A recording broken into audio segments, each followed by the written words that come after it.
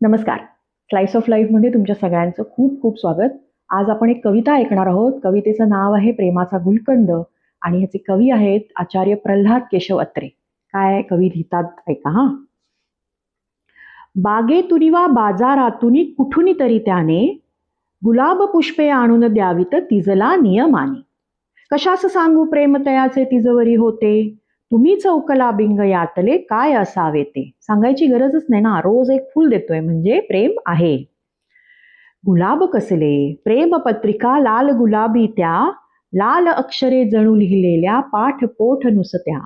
काय सुंदर वर्णन आहे बघा. गुलाबाच्या पाकळ्या कशा एकामागून एक असतात तसं त्यांनी म्हटलंय की गुलाब कसले प्रेमपत्रिका लाल गुलाबी त्या, लाल अक्षरे जणू लिहिलेल्या पाठ पोठ नुसत्या. प्रेमदेवता प्रसन्न होई या नैवेद्याने, प्रेमाचे हे मार्ग गुलाबी जाणीत नवतरणे. काळ आहे